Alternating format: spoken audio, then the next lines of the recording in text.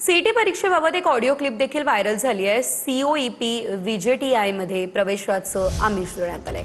शासकीय महाविद्यालयांसाठी 13 ते 14 लाख भरून प्रवेशाची हमी आहे। टीव्ही 9 मराठी या ऑडिओ क्लिपची पुष्टी करत नाही।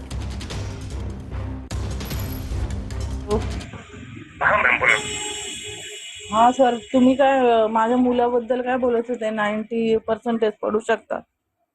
हो हो मॅम, एमएससी सीईटी एक्झाम मध्ये नाही का, जर तुम्हाला ते कॉलेज हवं असेल ना, तर त्याचा जो क्रायटेरिया आहे ना, त्या क्रायटेरियामध्ये जर तुम्ही इलिजिबल असाल तरच तुम्हाला तिथे सीट मिळतं, राईट?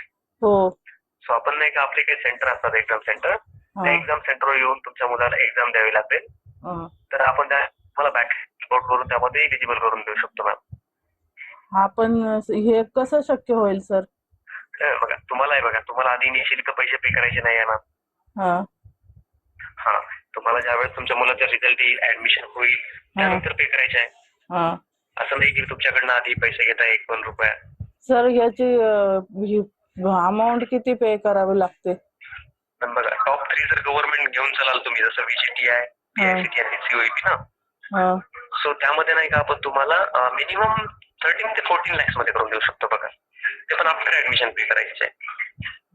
नाही, कमी याच्यामध्ये मॅम होईल निगोशिएबल, पण तुम्हाला माहिती आहे की तुम्ही जर प्रायव्हेट कॉलेजसाठी जर जाल तर तेवढं पर्सेंटाईल नाही पडलं. तुम्हाला माहिती आहे की तुम्हाला बजेट जास्त लागेल सीएससी साठी.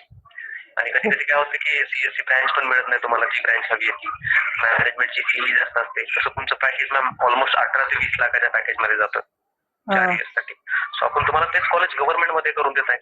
आणि तुमचं जर महाराष्ट्रामध्ये डोमिसाईल असेल ना, तर तुम्हाला फीजही म्हणजे स्कॉलरशिप वगैरे रिटर्न मिळून जाईल.